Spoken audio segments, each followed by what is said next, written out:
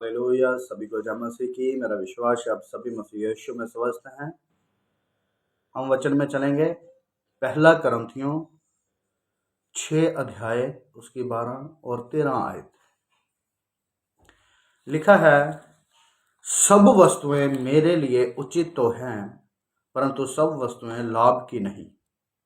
सब वस्तुएं मेरे लिए उचित हैं, परंतु मैं किसी बात के अधीन ना होऊंगा। यहाँ परमेश्वर का पवित्र कलाम कहता है कि सब वस्तुएं मेरे लिए उचित तो हैं। हर एक वस्तु मेरे लिए जरूरी है, पर यह जरूरी नहीं कि हर एक वस्तु मेरे लिए लाभ का कारण हो। और हर एक वस्तु मेरे लिए जरूरी तो है, पर मैं किसी भी बात के अधीन ना होऊंगा। भोजन पेट के लिए और पेट भोजन के लिए है, परंतु परमेश्वर इसको और उसको दोनों को नष्ट करेगा। परंतु देह व्यभिचार के लिए नहीं, वरन प्रभु के लिए है और प्रभु देह के लिए है। हालेलुया।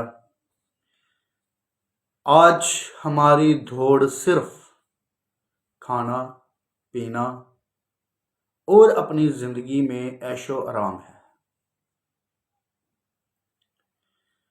आज हम जो कुछ भी कर रहे हैं अपनी देह के लिए कर रहे हैं।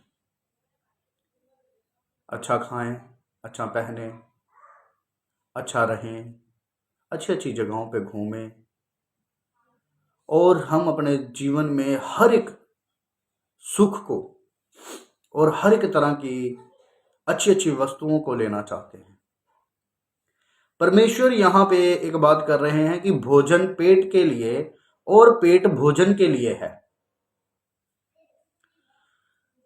जो खाना बना है वो पेट के लिए है और पेट खाने के लिए बना है, परंतु परमेश्वर इसको और उसको दोनों को नष्ट करेगा।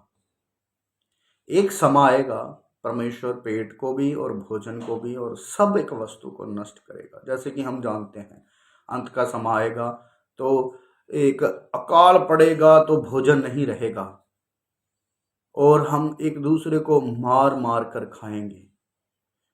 पवित्र शास्त्र में लिखा है कि जब प्रकाशित वाक्य में हम अंत के समय में अकालों को देखते हैं तो वहां पे एक जिक्र है कि कई औरतें इकट्ठी होकर अपने अपने बच्चों को काट काट कर खाया करती थी। ऐसा पहले समय में हुआ था।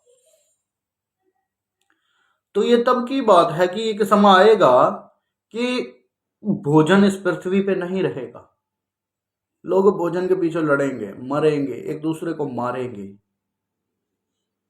और अपनी देह की अभिलाषाओं को पूरा करने के लिए, देह की जरूरतों को पूरा करने के लिए हम कई प्रकार के पाप करेंगे, कई प्रकार के गुनाह करेंगे और हम गुनाहों में डूबते जाएंगे। लिखा है, परंतु देह व्यभिचार के लिए नहीं, वरना परमेश्वर के लिए है और प्रभु देह के लिए है। अब बात आती है शरीर के लिए। परमेश्वर का कलाम कहता है कि तुम नहीं जानते तुम्हारे अंदर पवित्र आत्मा वास करता है और यह परमेश्वर का मंदिर है। तुम्हारी देह जो है वो परमेश्वर का मंदिर है और परमेश्वर इसमें वास करता है।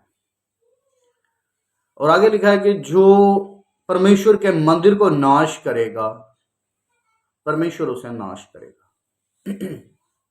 अब इसी तरीके से यहां हमने पढ़ा कि जो देह है ये व्यभिचार के लिए नहीं बल्कि प्रभु के लिए है और प्रभु देह के लिए है। अब हम बड़े मसीह, बड़े विश्वासी, बड़े सेवक, बड़े बड़े अपोस्टल, बड़े बड़े प्रॉफिट और बड़े बड़े संत, हम दिखावे के मसीह हैं लेकिन अपनी देह को व्यभिचार के लिए इस्तेमाल करते हैं। जरूरी नहीं है कि आप किसी स्त्री के साथ कुकर्म करो तो वो व्यभिचार माना जाएगा। बाइबल कहती है कि अगर तुम एक गुनाह करते हो तो तुम पूरी व्यवस्था के दोषी हो। अगर तुम झूठ बोलते हो तो भी तुम व्यभिचारी हो। अगर तुम किसी की चीज का लालच करते हो तो भी तुम व्यभिचारी हो। अगर तुम ठगी मारते हो तो भी तुम व्यभिचारी हो। अगर तुम किसी को लूटते हो तो भी तुम व्यभिचारी हो। अगर तुम किसी को भ्रम में डालकर उससे पैसे ठग लेते हो तो भी तुम व्यभिचारी हो। अब बाइबल कहती है कि तुम्हारी जो देह है वो व्यभिचार के लिए नहीं बल्कि प्रभु के लिए है। प्रभु का स्वभाव कैसा था? प्रभु का स्वभाव बड़ा अच्छा, बड़ा नम्र, पवित्रताई से जीवन चलने वाला, और प्रभु इतनी नम्र हृदय के थे कि वो पापियों के पास भी जाकर खाया पिया करते थे। हमारा स्वभाव कैसे है? क्या हम देह के और व्यभिचार के दास हैं जहां प्रभु के दास हैं? कहीं ना कहीं मैं अपने आप पे ही टिप्पणी करता हूं, मैं किसी को नहीं इन्वॉल्व करता इसमें। कहीं ना कहीं मुझे लगता है कि हम प्रभु को छोड़कर किसी और ही मार्ग पर चले जा रहे हैं। छुटकारा देता है प्रभु यीशु मसीह का लहू। हम पुराने समय से देखते आए, मूसा ने क्या लगाया? लहू। जब बलियां दी जाती थी तो लहू चढ़ाया जाता था, बछड़े चढ़ाए जाते थे।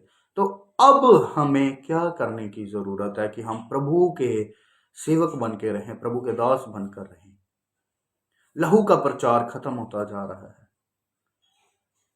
हमें प्रभु यीशु मसीह ने अपने कीमती लहू बहाकर खरीद लिया है। ये बातें खत्म होती जा रही हैं। सिर्फ चंगाइयां, अच्छाइयां, चंगाइयां, कोठी मिल गया, घर मिल गया, बंगला मिल गया, जूते मिल गए, कपड़े मिल गए, बस। आज अगर मैं बात करूं तो अगर यहां 10,000 लोग बैठे हैं तो उसमें से सिर्फ एक होगा जो इसलिए आया होगा कि परमेश्वर का वचन सुने। अगर हम लूका 15:1 में पढ़ते हैं, वहां लिखा है कि उसके पास पापी और गुनहगार लोग आया करते थे। क्या करने आया करते थे? कि उसकी सुने। उसके पास चुंगी लेने वाले और पापी आया करते थे। लूका 15:1 मैं आपको पढ़ देता हूं। लिखा है, सब चुंगी लेने वाले और पापी उसके पास आया करते थे ताकि उसकी सुने। तो बदलाव आता था। हालेलुया, बदलाव आता था। आज लोग सुनने नहीं आते हैं, सुनाने आते हैं। आज लोग सुनने नहीं आते हैं, सिर्फ आशीषें आशीषें बरकतें आ जाएं। पूरी बाइबल में कहीं नहीं लिखा कि पाप करने से व्यक्ति नाश हो जाएगा।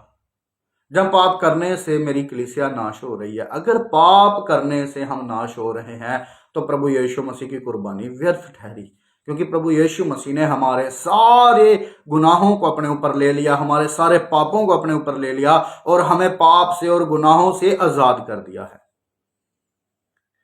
परमेश्वर का कलाम कहता है कि मेरी कलीसिया ज्ञान ना होने के कारण नाश हो रही है। नाश होने का सिर्फ और सिर्फ एक ही कारण है, शिक्षा ना होना, ज्ञान ना होना।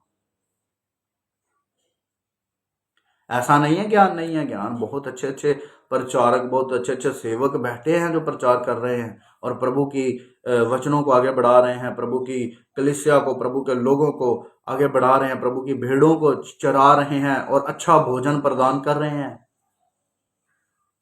पर ज्यादातर जो कलीसिया है, नाश होने का सिर्फ एक ही कारण बताया गया है, ज्ञान ना होना, शिक्षा की कमी।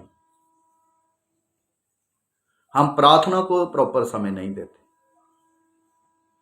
हम किसी शादी में डांस बार अच्छा लगा हो, कोई अच्छी मॉडल आई हो नाचने के लिए, तो हम टाइम से पहले चले जाते हैं क्योंकि उसको देखना है। हम कभी चर्च टाइम से पहले नहीं आते कि हो सके हम चर्च में टाइम से पहले जाएं तो प्रभु हमें अपने दर्शन दे, हम प्रभु को देख पाएं। ऐसी हमारी इच्छा ही नहीं है।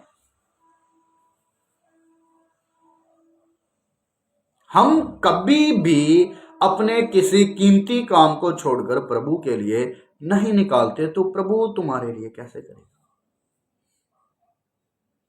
प्रभु हमारे जीवनों में काम करना चाहता है। कई बार हम रोक देते हैं कि हमारे जीवनों में काम ना हो। आज बीमारियां हमारे घरों में हैं, लाचारियां हमारे घरों में है। कोई घर ऐसा नहीं है जिस घर में बीमारी ना हो।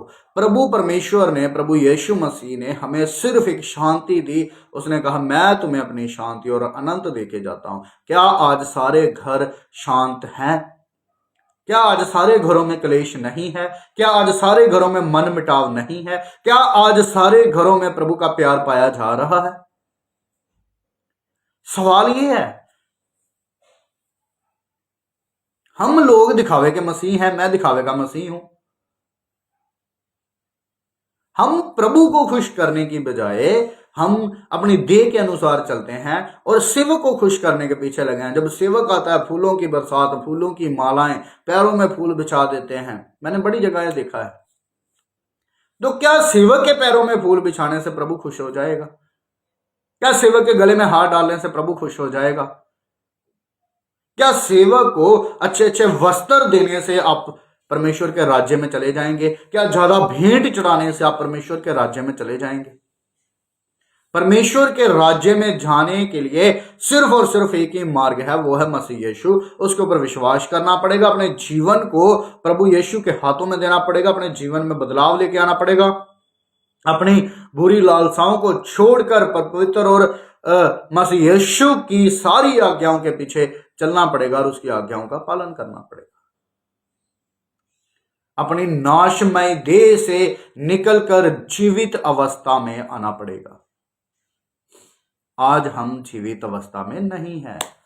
मैं बार बार एक ही चीज का प्रचार करता हूं। मैं ऐसी ही वर्षों को ढूंढता हूं जहां पे सिर्फ और सिर्फ अंत के समय की बातें हो। मैं बड़ी जल्दी ही एक यूट्यूब चैनल बनाने जा रहे हैं। हम उस पे हम कोशिश करेंगे कि प्रकाशित वाक्य की थोड़ी सी बातें करें ताकि हमें अंत के समय के बारे में पता लगे। मैं सबसे निवेदन करता हूं कि आप प्रभु के राज्य के लिए, प्रभु में बढ़ने के लिए उत्सुकता रहें। आज हमारी उत्सुकता खत्म होती जा रही है। आज कोई चर्च में आकर चप्पलों को सही करने की सेवा नहीं करता। ये सच्चाई है, कड़वी है लेकिन सच्चाई है। आज अगर एक सेवक किसी को कलीसिया में कुछ कह दे तो वो अगले संडे चर्च नहीं आएगा। क्रोध भरा पड़ा है अंदर। क्रोध प्रभु की ओर से नहीं है। प्रभु की ओर से माफ करना, दया, हम्बलता है। आज अगर पास्टर किसी के पास टाइम पर नहीं पहुंच पाया तो वो नाराज हो जाते हैं। मेरा सवाल है, क्या आप प्रभु के साथ वफादार हैं? आप चर्च के साथ वफादार हैं? आप पास्टर के साथ वफादार हैं? जब आप नहीं हैं तो आप आगे से वफादारी की उम्मीद क्यों रखते हैं? हम अपना जीवन अपनी मर्जी से व्यतीत कर रहे हैं। हम अपना जीवन देह के अनुसार व्यतीत कर रहे हैं। हम अपना जीवन व्यभिचार के अनुसार व्यतीत कर रहे हैं और हम चाहते हैं कि बाकी लोग अपना जीवन हमारे हिसाब से व्यतीत करें। अगर आप डूब रहे हैं, आप नाश हो रहे हैं, तो लोग आपको देखकर नाश क्यों हो? मैं सबसे निवेदन करता हूं, अपने आप को परमेश्वर के नजदीक ले आओ, अपने आप को परमेश्वर के पास लेकर आओ ताकि प्रभु आपको आशीषित कर सके। आपके जीवन को बदलने वाला सिर्फ एक मात्र है, वो है प्रभु यीशु मसीह। जब तक प्रभु नहीं चाहेगा आप अपने जीवन को बदल नहीं सकते। आप अपने आप को परमेश्वर के पास लाओ, अपने आप को घुटनों पे ले आओ, अपने आप को नम्र करो, अपने आप को झुकाओ और प्रभु से कहो कि मेरे जीवन में बदलाव ले आए। प्रभु मेरे जीवन को बदल दे। मैं इस व्यभिचारी दुनिया से, मैं इस व्यभिचार की हर बंधन से, हर सामर्थ्य से, इस व्यभिचारी देह से आजाद होकर अपनी देह को आपको अर्पण करना चाहता हूं ताकि परमेश्वर का आत्मा मेरी देह में वास करे, परमेश्वर मेरे इस मंदिर में वास करे, अपने इस मंदिर में वास करे और परमेश्वर के काम हो। मैं सबको आशीषित करता हूं। प्रभु आप सबको आशीष दे, बरकत दे। आप इन वचनों को जरूर सुने और हमारे पेज को सपोर्ट करें। हमें आपकी और सपोर्ट की बड़ी ज़रूरत है। प्रभु आप सबको आशीष दे, बरकत दे। सबको जय मसीह।